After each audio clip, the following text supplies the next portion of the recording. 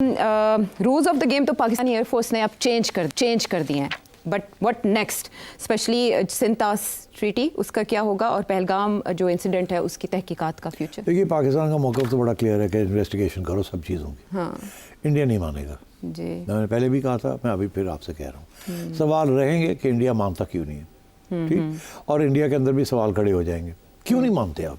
अगर आप कॉन्फिडेंट हैं कि ऐसे, तो माने ना। ये पाकिस्तान को तो हम पूछ ही नहीं रहे, क्योंकि पाकिस्तान ने तो कह दिया ना, हमसे मत पूछें, बुला लें कहीं से जी, न्यूट्रल ले आए। ला ले आए। तो आई थिंक ये एक इंडिया का डिफेंसिव पोस्चर जो है ना, ये उसको कमज़ोर कर दिखाएगा। अच्छा, दूसरी बात ये है कि रूल्स ऑफ वॉरफेयर भी इस्टेब्लिश हो गए अब।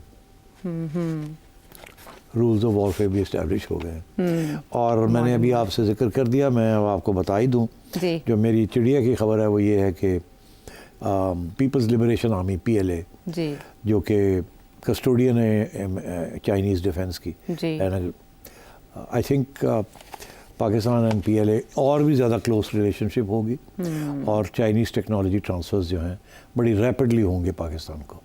China will treat Pakistan literally as its passport to the rest of the world. और पाकिस्तान की वो अहमियत जो 1950s और 60s और 70s और 80s में अमेरिका के लिए थी, वो अहमियत अब चाइना के लिए होगी। और पहले ये था कि सिवाय अमेरिका के हथियार और पैसे वही दे सकता है और हमें सख्त दोनों की ज़रूरत थी। अब आगे जाके नज़र ये आ रहा है कि पैसे भी और हथियार भी हमें अफलोट रखने के लिए वो चाइना से मिलेंगे। और ये जो नया ब्लॉक बन रहा है, वो ब्लॉक का लीडर जो है वो चाइना होगा। और China and Russia, Iran, Turkey, Pakistan and possibly some other countries, they will all be part of a new block। ये बनने जा रहा है। China will be the leader. Currencies भी होंगी, स्विफ्ट जो ट्रांसफर्स हैं ऑफ कैपिटल, वो भी विदिन 5 years। विदिन 5 years नक्शा बदल जाएगा। नक्शा बदल जाएगा, ग्लोबल पॉलिटिक्स का, ग्लोबल पावर हाउस का, and everything. And I think Pakistan is in the right camp. Right. आपने इंडिया में तो सियासी मुस्तकबिल बता दिया हुकूमत का, पाकिस्तान में इस कामयाबी का क्रेडिट आप किसे देते हैं और सियासी तौर पर किसको फ़ायदा होगा? देखिए, जाहिर है कि PTI वाले हमारे दोस्त जो मर्ज़ी समझें, मगर ये हुकूमत सिविल और ये फ़ौजी क़यादत, ज़ाहिर है दे आर स्ट्रेंथन्ड। अगर ये गड़बड़ हो जाती तो ये गए थे, दोनों गए थे। जैसे अब वहाँ नरेंद्र मोदी और जयशंकर बचना मुश्किल हो गया, बैठे हैं, ठीक। ये अब ऑब्वियसली दे बीन स्ट्रेंथन्ड, पहली बात। दूसरी बात ये है कि confidence in this government survival and this hybrid arrangement और भी बढ़ जाएगा। तीसरी चीज़ ये है कि PTI को भी अब देखना पड़ेगा कि कैसे, how do you get back into the equation, because एक बहुत चैलेंज आ गया था ना कि अब इस स्टेज पे फ़ौज को सपोर्ट करना है कि नहीं करना, इस गवर्नमेंट को सपोर्ट करना है कि नहीं करना। और PTI ने पहले तो नमक डोल रही, कुछ लोगों ने कहा कि वी हैव टू सपोर्ट, कुछ लोगों ने फिर भी अपनी तनकीद जारी रखी और गाली गलोच लगे रहे, स्पेशली सोशल मीडिया वाले। यहाँ भी कुछ लोग थे, पहले इंथ्यूजियाज़म नहीं थी, बाद में they all fell in line, realise कि इस वक्त नेशनलिज्म और कंट्री कम्स फर्स्ट। तो बड़ी अच्छी बात है ये एटीट्यूड, अगर बाकी चीज़ों के ऊपर भी PTI का हो, फॉर एग्ज़ाम्पल IMF प्रोग्राम है या कोई और इस किस्म की चीज़ें हैं, या फॉरेन विजिटर्स आते हैं, उसको बॉयकॉट ना करें, तो make a distinction between the national interest and your party political interest. Party politics को नेशनल पॉलिटिक्स के ऊपर से उसको हावी नहीं होना चाहिए। And I think if PTI learns a good lesson from this, मैं ये समझता हूँ कि स्कोप बन सकती है। बिकॉज PTI की कोशिश थी, लेट्स बी ऑनेस्ट, कि चीफ को फ़र्क किया जाए किसी तरीके के साथ। PTI should come to terms. अगर PTI आज comes to terms with this hybrid arrangement to make way for a new arrangement, आज नहीं परसों, अगर अपने घोड़े से उतर के नीचे आ जाए और नीचे आके कोई रास्ता ढूंढें के सिस्टम को चलाने का, और उस सिस्टम के अंदर ये यकीनी तौर पे रिट्रीट करना पड़ेगा। इस वक्त जो हाइब्रिड सिस्टम है, इसको थोड़ा पीछे हटना पड़ेगा, मगर फिर at the end of the day you have to be part of the system.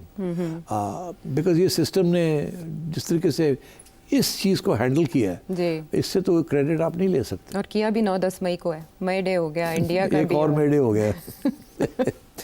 So I think PTI needs to reassess ये हमारी आवाम जो कि इस वक्त गुस्से में है, वो हिस्सा आवाम का जो बड़ा गुस्से में है अगेंस्ट द हाइब्रिड अरेंजमेंट, उनका ये ख्याल है कि हाइब्रिड अरेंजमेंट सिर्फ वही कर सकते थे और उन्हीं को हक होना चाहिए, किसी और को हक नहीं होना चाहिए। और तो वो मेरा ख्याल है पीटीआई को रीअसेस करना चाहिए। अगर पीटीआई आज ये फैसला करती है कि रीअसेस करेंगे and they will work within the system and they will not try to overthrow this system, because वो इनकलाबी तो है नहीं, तो फिर मेरा ख्याल है द पॉसिबिलिटी इज़ के इमरान खान साहब जो है can survive as a political leader and the PTI, because PTI without Imran is no party. Headless. And I think it's important कि इमरान खान जैसा शख्स जिसकी इतनी पॉपुलैरिटी है तो भी सिस्टम का हिस्सा होना चाहिए। And I always felt that, I always said it, मेरे ज़ाती और सियासी इख्तलाफ के बावजूद I always said that people's representatives जैसे भी हैं they should be accommodated. And I think General Asim Munir has demonstrated leadership, resolve, and एक बहुत ख़तरनाक दुश्मन को न्यूट्रलाइज कर दिया। I think that's saying quite a lot. जिसे अज़ली दुश्मन कहा जाता है उसको। मैं इंडियन चैनल्स को सुन रहा था, सवाल ये खड़ा हो रहा था, आपका क्या ख्याल है ये शख्स जो है आसिम मुनीर ये करेगा या नहीं करेगा, पीछे हटेगा या आगे बढ़ेगा? और वो दोनों मतलब हाँ कर भी सकता है, नहीं भी कर सकता, वो लगे हुए थे, समझ नहीं आ रही थी ये कर टीवे लगा रहे थे। तो बड़ा सिंपल आंसर था जो कि दे देना चाहिए था, मगर क्योंकि इनकी उम्मीद थी कि शायद उसका ज़रूरत ना पड़े, वो ये था कि वो करेगा और करके दिखाया, और वो करेगा और वो सही तरीके से करेगा। तो इसलिए I think this country owes a debt to the chief and to the Pakistan armed forces. बड़ा ख़तरनाक मोड़ था, एक हेजमन बुली Narendra Modi and the BJP, not India. It's Narendra Modi and the BJP and the RSS. They are a danger to India.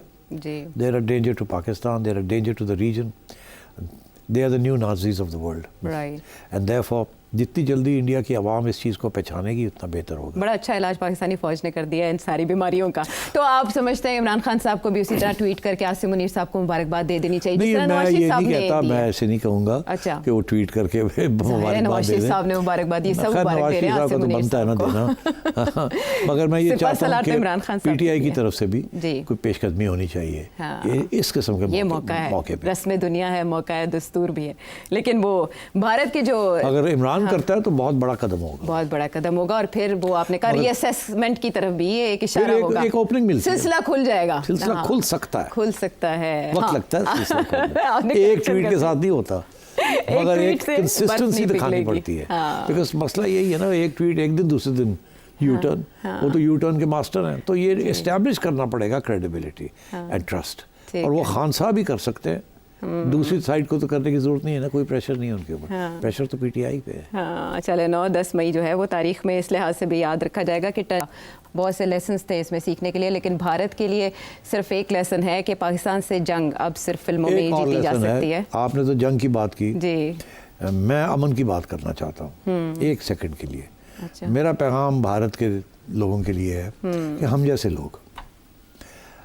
लोग जब यहाँ बड़े हो रहे थे जी, पढ़ाई कर रहे थे, हमारे लिए India was an example of democracy, pluralism, multiple ethnicities, multiple races and democracy. Idealise करते थे आप? हम थोड़ा बहुत आइडियलाइज करते थे, इसीलिए हमें यहाँ पसंद नहीं किया जाता था जी। आज we are the most disappointed कि इंडिया की आवाम ने किस किस्म के मर्डरस सियासी जमात को पावर में लिया, बट दैट्स देयर राइट। अल्लाह ये करे कि इनको समझ आ जाए कि इनके साथ हुआ क्या है। ये सिर्फ पाकिस्तान वाली बात नहीं है, इंडिया की जो हिस्टोरिकल डेस्टिनी है that doesn't lie in Hindu Raj, that still lies in secular India, pluralist India, peaceful India. देखिए चाइना ने अपने सारे बॉर्डर इश्यूज स्टिच अप कर लिए ताकि he can now get on and be a big power, and India ने उल्टा किया। India should stitch up all its border issues, solve all these conflicts, then lead this region. उसके बगैर India will never be go anywhere. ये लड़ाई झगड़े उनका ख्याल था ये कर लेंगे, अब वो भी प्रूव हो गया कि नहीं कर सकते। हाँ, चलें, यही जो सबक, यही जो बात आखिर में है, इसके बारे में इंडियन अवाम, इंडियन मीडिया, इंडियन हुकूमत ज़रा सोचिए।